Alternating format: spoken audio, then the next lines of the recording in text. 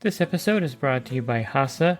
Liquid is clearly better. Liquid chlorine is the highest purity, works immediately, has no added cyanuric acid or calcium, and it will leave your pool safe, clean, and clear. And by the Bottom Feeder professional grade battery powered vacuum system.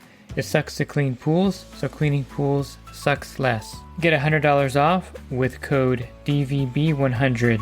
This episode is brought to you by Skimmer, the #1 pool service software in North America. With Skimmer, you can streamline your schedule, grow your revenue, and keep your customers coming back with 5-star service. Whether you're a one-person operation or an established team, Skimmer is your partner in success. Visit getskimmer.com/poolguy to try Skimmer for free for 30 days. The Pool Guy Podcast Show. The Pool Guy Podcast Show. The Pool Guy Podcast Show.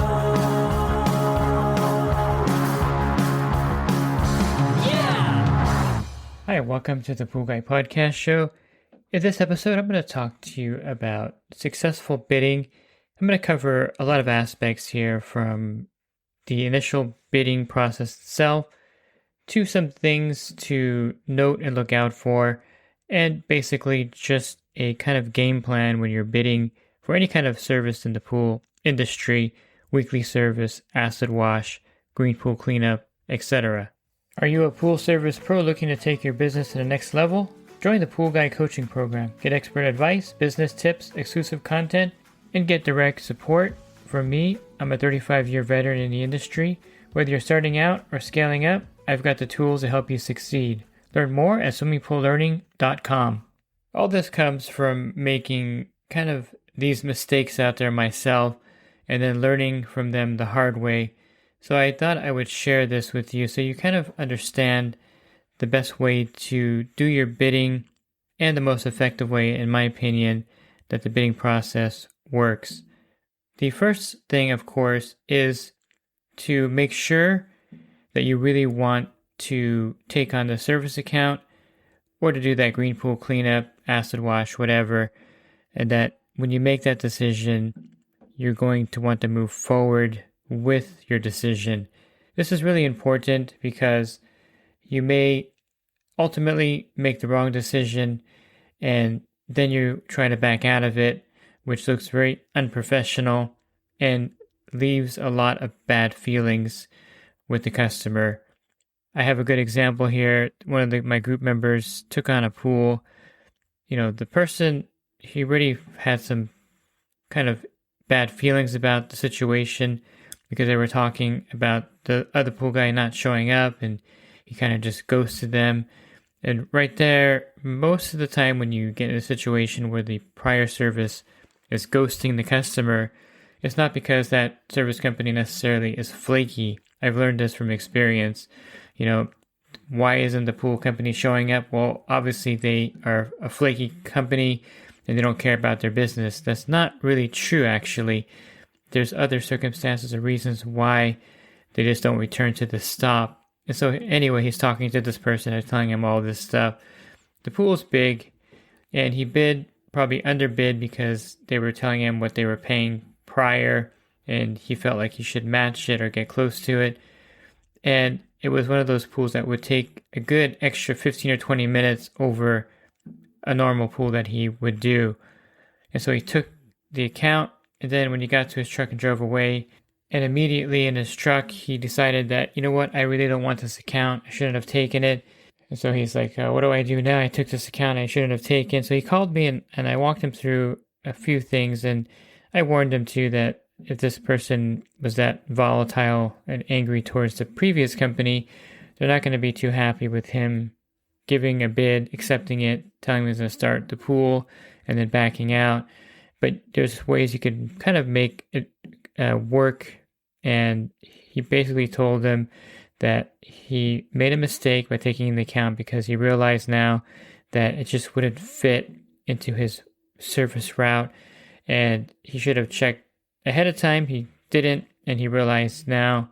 I told him give it like an hour or two and then let him know that you realize that you made a mistake, that you didn't notice that you were overbooked that day, then you can't take on their pool, and you apologize and let them know that you're going to not service their pool. And it worked out okay. I don't think they left a bad review or anything, but this goes to show that the first principle is if you bid on something and you get the bid, you should be mentally and, of course, able to move forward on doing whatever that is, green pool cleanup, acid wash, weekly service on that pool. So just don't take pools you don't want. And I did a podcast earlier of how to get out of it. And basically, you just bid high. If your weekly service is 190 or 200 and you don't really want that pool, go ahead and bid 290. And more than likely, they're going to call another company and realize that you're just a really expensive pool service and they don't want to use you. And that's a good way to get out of the bid. Same thing with a green pool cleanup. If you normally bid, $800 for a really bad green pool, swamp pool cleanup, and you don't really want to do this pool because you're getting bad feelings about it, just go ahead and bid it, $1,800, and they'll call someone else to do it. And that's kind of the easy way to get out of it. And no one takes offense to a high bid. I get them all the time. I mentioned when I'm dealing with vendors, and I understand that they're busy and they just don't want to, do the work at that point. Now, some of them may just be high because they charge a lot for their services, but a lot of times it's a good method to kind of slow down your business if you're really busy. Step number 2 should be assessing everything about the particular pool. And I'm going to focus right here on weekly service. And you're going to be assessing everything about the pool. You're going to put your hand in there and rub the pool surface to see if it's rough. You're going to check the equipment. You're going to look around at the trees, the neighbors' trees, and you're going to kind of get a feel for the pool entirely. It's kind of like if you were buying a car or truck, I should say. You're going to walk around the vehicle, you're going to drive it, you're going to check everything out. You may pop the hood, which nowadays is pretty useless because most have those shields on it. You can't see anything in there. You don't know what to look for anyway because everything's electronic. And then you're going to, of course, walk around, make sure there's no scratches or dents. Same thing with this account because you're taking this thing on and you want to know every detail about it. And you want to make sure that it's something that is acceptable. Now, of course, if you're starting out in the business and you're just trying to get every single account, you're not going to go over this with a fine-tooth comb. You're going to just take the pool mostly for what it is. But if you are established and you are going to be picky about it at this point, of course, you want to make sure it fits your criteria. Newer equipment, good surface, not chipping or cracking. And then, of course, the customer has to be someone that you can deal with. Now, a lot of times, there's a lot of remote accounts that you get where you don't meet the customer per se. You may just talk to them on the phone. I really think it's helpful to meet the customer before you take on the account. It doesn't always have to be that way. I've taken on accounts before where I've actually never met the customer. It's a rental property, things like that. But if you get a good feel for them on the phone, I think that's half the battle. In person is even better, so you get a real feel for what kind of person they are, if they're picky or how they address you or how they talk to you. Those are all important factors. They're not deal breakers by any stretch of the conversation here, but they are factors as well because it's an overall kind of thing that you're looking at when you take on a service account. Is the pool acceptable? Is the customer going to be friendly? And you have to kind of decide at what level you're going to be at and what level you're going to take these things at. And of course, again, if you're starting out, you don't really care about a lot of details. You just want the account, you want the monthly income, and that's understandable.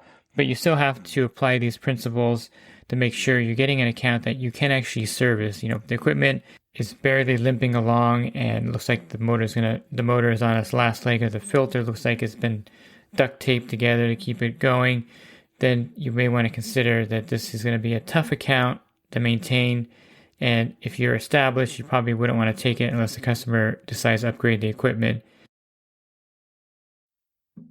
Step 3 would be to make sure that you don't touch anything. This is an important principle. It's not your account, so you shouldn't be turning on the pump. I don't do that until actually I get the pool, and then I do a full assessment after I land the account, because then you could, of course, tell the customer that they need to fix something or whatever. But if you are there and you turn on the pool and then the motor starts humming, click, and then, the capacitor dies or whatever. They'll be like, huh, that never happened before. What did you do to my equipment? You get that kind of thing. And believe me, I've done that, and it was a really old pool, and I was like, I wonder if this motor even works. So I turned it on, and then you're holding the bag like, you broke it or something.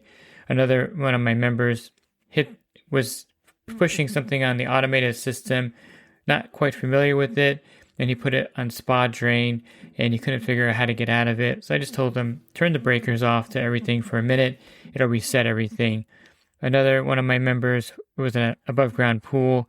He saw there was a lot of debris in the pump basket, took the lid off, realized that there was no ball valve to turn off the water, and water started gushing out of there, and he couldn't get the lid back on. By the way, one of the comments on YouTube for a video I was talking about this happening on recommended just turning on the pump. And if you turn on the pump with the lid off, it's going to start sucking the water down into the system, and then you can get the pump lid back on. So that's actually a great tip for if you ever take the pump lid off a pool that's below sea level or below the pool water level. It doesn't have to be an above ground pool necessarily. Turn on the pump, and that should suck the water in enough so you can get the lid on, and that will solve that problem. But don't touch anything, because you may break something, you may hit a button, you may do something at that point. It's not your account, and you shouldn't touch anything. If you've ever bought a house and hired a home inspector, they won't even move a box away from like a socket to test it to see if the plug works. Their rules are don't touch anything, and that's kind of like what your rules should be when you're doing a bid on a pool. Just don't touch anything until it's your service account, and then you can assess everything and go from there. Now, as far as pricing goes, this is where it becomes really critical that you get this right. If you're bidding on a pool, you should have a baseline of how much time you spend at an average pool and what you're charging for that. I'm just going to say $180 is your baseline charge for a 15,000 gallon, pretty easy pool with not a lot of debris around it. So if you're bidding on a 25,000 gallon pool, you really can't bid that pool at $180 because it's going to take you longer. There's much more involved in it, especially if there's trees around it and there's more debris. The bigger the pool, the longer it takes to clean it when it gets messy. So you can't charge a baseline rate across the board for every single pool that you're doing out there. So keep that in mind as well, that when you're bidding, you should have, again, your base rate, and then you should be able to go up based on how much time and effort it's going to take you to service that account. And it doesn't really even out across your route. That's kind of a bad philosophy. You may have a 10,000 gallon pool and a 15,000 and then a 25,000, but you're charging the same for all of them because they'll even out over time. Your 10,000 gallon pool is easier. That's really not true. You should get paid for that particular job. If you call a plumber and they're doing some work for you, they're not going to basically say, well, since early in the day I made $1,800 on this job, and this one looks pretty easy, I'll just charge half that because I already made good money earlier today. It doesn't work that way. You are charging for what you think you need to get at that pool every week, regardless of the other pools on your route. So you want to bid accordingly, because it's really hard when you take on a pool and you want to raise the bid. Now, it's not something that's unsuccessful. It can be done, and it has been done before. There was another member of my group that bid this pool. It was a pretty heavy debris pool, and he realized that he was about $80 under. And so he approached the customer, and he was really good at this stuff, and business sense was really highly attuned. He said, when I took the pool on 2 months ago, I didn't realize that it would be this difficult to keep it clean with everything around it. And I realize now that I am actually losing money on your pool. And so I'll have to stop service in 30 days because I'm just not making any money here with the extra time I'm putting in. And I know it's my mistake. And truthfully, I made a mistake with the bidding, and I should have bid $80 more a month. And so, I have to let you go because I'm just not making any money here. And sorry about that. I underbid it by at least $80 a month. And so the customer said, well, if I pay you $80 more a month, will you continue doing the pool? And he's like, yes, I'll be able to do that if you are able to increase it. And again, I apologize for bidding it incorrectly at the beginning. And of course, you retain that account. So it can be done, but it's not customary, and it's something that you don't want to be doing. So you want to make sure you get it right the first time. Same thing with the green pool cleanup. If you bid it, I have a video with the different levels of green pools. And if it's like a level 5 where it's like frogs are living in there, and there was a green pool that someone sent a picture of in the group that I have, and there were fish in there, and everyone was like, how in the world did fish get in this green pool? Well, the customer put the fish in there because he wanted to eat all the tadpoles and the mosquito larvae. So that's like a level 5 for sure, if there's fish in there. Then if you bid it wrong, if you bid it for like 600, and technically it's going to be about $800 or $900 worth of your time, then you've actually lost money on that, because time is money. You could have been doing something else with that time, and you're not getting paid for your time. You're just kind of volunteering at that green pool at that point. So make sure you bid accordingly. And I always say, bid the green pools higher. You give yourself a 20% cushion, because you may use that cushion on it. So if you're thinking this will be a $800 green pool cleanup, go ahead and just tack on another $80 or so. So $880 or $900, just to give yourself that cushion in case something does come up and it's going to cost you more time and money, because you may have to make a fourth visit or something during the week over there to do something, and that's your time. So I always think that you should go a little higher and give yourself a cushion, and it'll work out well. And same thing with acid washes. You want to build a cushion for that as well. You want to make sure that you're getting paid for that. One mistake that I made was bidding my repairs too low and my time that I spend there, because truthfully, even if you are doing a pump install, there could be more time involved than you think, and there should be a baseline charge that you have for a pump install. I was charging a lot less than I'm charging now for that, and typically in my area, the average for a pump install is about $450 or $500, and I was charging much less than that. Even though sometimes it took an hour and a half, sometimes it took 2.5 hours. Charging a good baseline rate for the install is really crucial and key, because one job may take longer than another. You can charge hourly, I guess, if you would like to, but a flat fee is usually the best. And if you have a built-in cushion, $500 for a pump install. And if it looks like a really difficult job, I have a person that I use a lot for my installs, and I sent him a job where a lot of the plumbing crossed over, and he's like, oh, this is going to be like a lot more time and money, because all these pipes cross over, and I can't even get to the pump without cutting this out and moving this over. And that became like an $800 install, because he had to actually move some equipment to make room for the pump. And so you can always go up based on the job site. So of course you have your baseline $500 install, and then from there you can go up. I would say don't go down from that, because that's your base install price, and you have to make money because you're out there spending a lot of time.